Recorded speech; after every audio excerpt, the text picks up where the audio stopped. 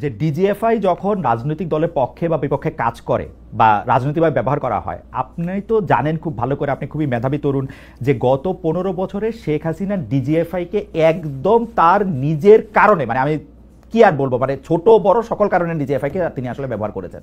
এবং আমাদের যেমন ছোট আমাদেরকে তো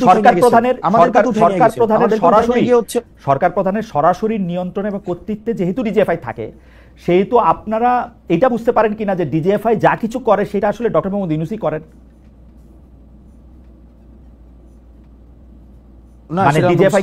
আমরা এটাই বুঝতে পারি যে সব ক্ষেত্রে আমরা এটা বুঝতে পারি, আমি ব্যক্তিগতভাবে এটা বুঝতে পারি, যেহেতু আমি ডিজিএফআই এর সার্ভিলিয়েন্সে দীর্ঘদিন ছিলাম এই অভ্যুত্থানকালীন সময়টাতে, তো সেক্ষেত্রে এটা বুঝতে পারি ডিজিএফআই এর স্টিল মানে যে সংস্কারের প্রয়োজন ছিল এবং অতীতের তাদের যেই অনেকগুলো কাজ ছিল, যে কাজগুলো জাতির জন্য একটা দীর্ঘমেয়াদী একটা নেতিবাচক একটা প্রভাব রেখে গিয়েছে, সেটির সংস্কারের জন্য সরকারের যে ধরনের পদক্ষেপ নেওয়া প্রয়োজন ছিল সরকার এখনো পর্যন্ত সেই ধরনের পদক্ষেপ নেয়নি।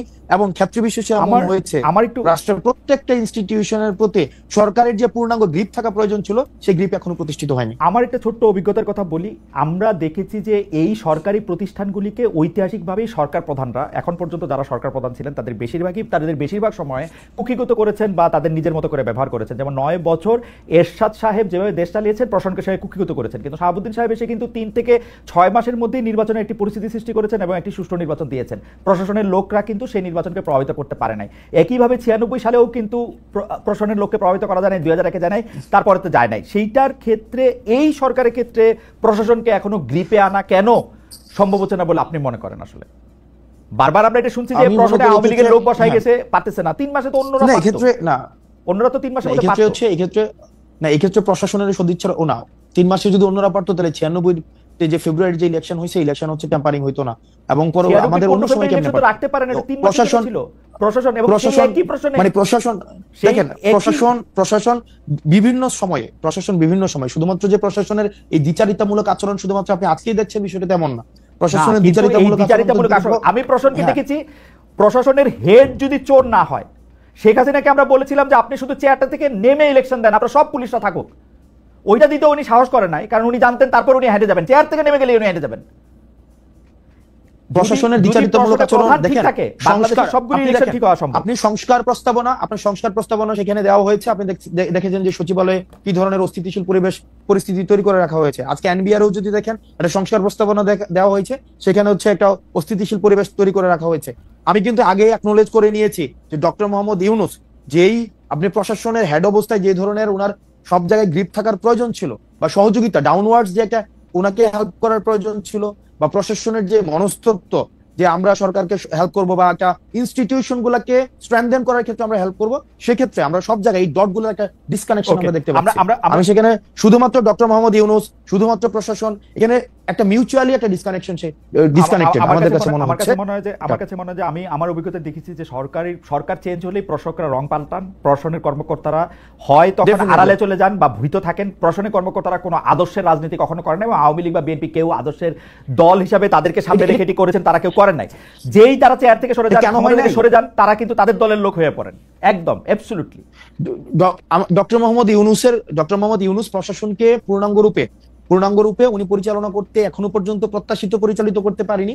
সেটি আমার কাছে মনে হয় যে উনি এসে বিচার করার প্রয়োজন ছিল, এবং প্রশাসনে যারা দীর্ঘ একটা সময়ে এই ধরনের আওয়ামী লীগের অন্যায্যতা, আওয়ামী লীগের হচ্ছে যত ধরনের অপরাধকে পৃষ্ঠপোষকতা দিয়েছিল তাদের দৃষ্টান্তমূলক শাস্তি নিশ্চিত ছিল, তাহলে সেটির ক্ষেত্রে অনেকটাই সহজ হতো পূর্ণাঙ্গ হচ্ছে আমাদের সংস্কার কার্যক্রমকে আপনার হচ্ছে সহজ করা।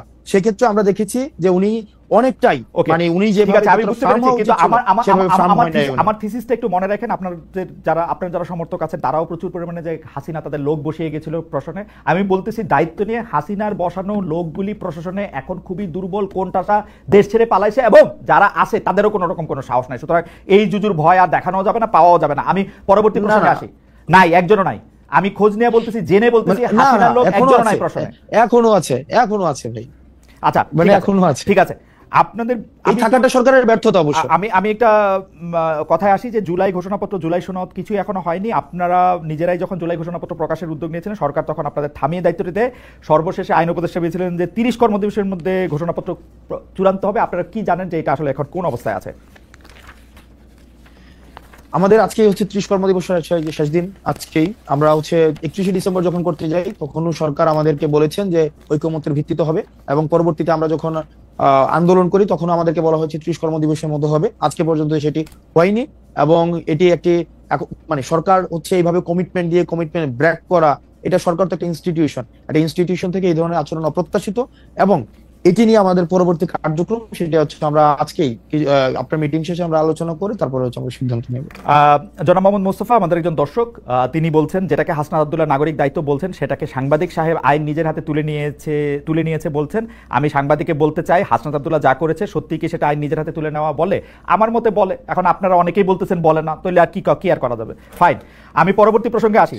5 আগস্টকে জুলাই গণ অভ্যুত্থান দিবস ঘোষণা করেছে অন্তর্বর্তী সরকার, আর অন্তর্বর্তী সরকার গঠনের দিন 8 আগস্টকে নতুন বাংলাদেশ দিবস হিসেবে গ্রহণ করেছে। এটা আজকের ঘটনা।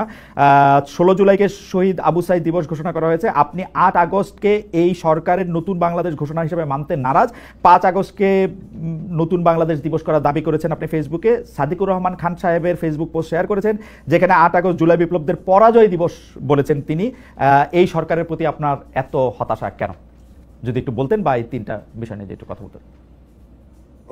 কারণ দেখেন, এই সরকার হচ্ছে যে পরিমাণ মানুষের ম্যান্ডেট নিয়ে এসেছিল, এবং এই সরকারের কিছু স্পেসিফিক টাস্ক ছিল। এই সরকার মানে রেভলিউশনারি হওয়া উচিত ছিল, প্রোয়েক্টিভ হওয়া উচিত ছিল। সেই জায়গায় দেখলাম এই সরকারটা একটা ব্যুরোক্রেটিক ধাঁচের হয়েছে, এবং আমার কাছে অনেক ক্ষেত্রে মনে হয়েছে প্রায়োরিটি সেট করার ক্ষেত্রে এই সরকার অনেক বেশি ভুল করেছে। এই সরকারের প্রথম এবং প্রধান প্রায়োরিটি হওয়া উচিত ছিল, যেমন কিছুদিন পরে অগাস্ট এসে যাচ্ছে, কিন্তু এখনো পর্যন্ত আমরা যদি দেখি আহতদের এখনো পর্যন্ত সুচিকিৎসা নিশ্চিত করা যায় নাই। স্বাস্থ্য মন্ত্রণালয় এমন একজন উপদেষ্টা উনি আসছেন প্রপারলি ডিসফাংশনাল, এখনো পর্যন্ত উনাকে সাপোর্ট দেওয়ার জন্য আবার একজন সাব অ্যাডভাইজার নিয়ে আসা হয়েছে, যেটা ছিল নিষ্প্রয়োজন। এখানে হচ্ছে আমরা ফিল করছি, আমি ব্যক্তিগতভাবে ফিল করছি, আমার দলীয় কোনো বক্তব্য না, আমি ব্যক্তিগতভাবে ফিল করছি যে যাদেরকে অ্যাডভাইজর হিসেবে নিয়োগ দেওয়া হয়েছিল সবাইকে না, কিছু অ্যাডভাইজরকে সিলেক্ট করা ভুল হয়েছে, এবং এখনো পর্যন্ত তারা প্রপারলি ফাংশন করতে পারে নাই। কিছু অ্যাডভাইজর রয়েছে যাদেরকে যে বেতন দেওয়া হচ্ছে, ওনাদের আসলে কি কাজের জন্য বেতন দেওয়া হচ্ছে, কাজের ক্ষেত্রে কতটা উনি ইম্প্যাক্টফুল ভূমিকা রাখতে পারছে, সেটা এখনো পর্যন্ত হচ্ছে যথাযথভাবে অ্যাডভাইজারদের প্রসঙ্গে যে কথা বলছেন। জি বলেন। আমি এবং ইনস্টিটিউশন গুলা, রাষ্ট্রের যে ইনস্টিটিউশন গুলা, এগুলো সংস্কার হওয়া প্রয়োজন ছিল। যে ইনস্টিটিউশন গুলো সংস্কার হইলে আর হাসনাত আব্দুল্লাহকে গিয়ে হচ্ছে রাস্তা থেকে হচ্ছে ওই আপনার পিচ উঠাইতে হইতো না। ওই ইনস্টিটিউশন গুলো সংস্কার হওয়া উচিত ছিল, পুলিশ সংস্কার হওয়া উচিত ছিল, আপনার হচ্ছে জুডিশিয়ারি সংস্কার হওয়া উচিত ছিল। হ্যাঁ, জুডিশিয়ারির অনেক কাজ আগাইছে, আমরা এটা আপনি আরো অনেক বেশি ভালো বলতে পারবেন টেকনিক্যাল জায়গা থেকে, জুডিশিয়ারি নিয়ে ইতিবাচক। কিন্তু অন্যান্য যে অর্গানস গুলো রয়েছে রাষ্ট্র কমপ্লিট ফেল করেছে। বিশেষ করে আমাদের ডিফেন্সিভ মেকানিজম, আমাদের যেই আইন শৃঙ্খলা রক্ষাকারী বাহিনী যারা রয়েছে, এখনো পর্যন্ত কোনো সংস্কার হয় নাই, যেটা আমাদের জন্য দীর্ঘমেয়াদী, আমাদের জন্য একটা আমাদের যে প্রত্যাশা ছিল, এই প্রত্যাশাটা আমরা সেখানে হতাশ হয়েছি। আপনি যদি দেখেন যে এই সরকার একটা সবার ঐক্যমত্যের ভিত্তিতে আমাদের হচ্ছে একটা গ্রহণযোগ্য ডেমোক্রেটিক ট্রান্সফরমেশনের দিকে যাওয়ার জন্য যে শর্তাবলী রয়েছে, সেগুলো খুব দ্রুততম সময়ের মধ্যে, আমরা একটা খুব অপ্রয়োজনীয় একটা আলাপের মধ্যে রয়েছে, যে নির্বাচন আগানো পিছানো, নির্বাচন এটা সেটা, এটা খুবই নিষ্প্রয়োজন একটা আলাপ। বরং যে সংস্কারগুলো হওয়ার কথা ছিল সেগুলো যদি পসিবল হয়, এগুলো যদি এই বছরের মধ্যে পসিবল হয়, মানে যত দ্রুত পসিবল এগুলো করা উচিত ছিল। কিন্তু সরকার সেইখানে একটা ল্যাথার্জিক একটা ভূমিকা পালন করছে, একটা ঐক্যমত কমিশন করেছে। এই ঐক্যমত কমিশনে সেখানে আলোচনা করা হয় যে পূর্বের ব্যবস্থা রাখবে কি রাখবে না, এটা করবে কি করবে না। মানে আমি যেটা একটা ধাঁধার মধ্যে, অর্থাৎ ডক্টর মোহাম্মদ ইউনূসের কাছ থেকে আমাদের যে বিপুল প্রত্যাশা ছিল, অ্যাডভাইজরদের কাছ থেকে যে বিপুল প্রত্যাশা ছিল, এই প্রত্যাশার জায়গা থেকে আমাদের প্রত্যাশা এবং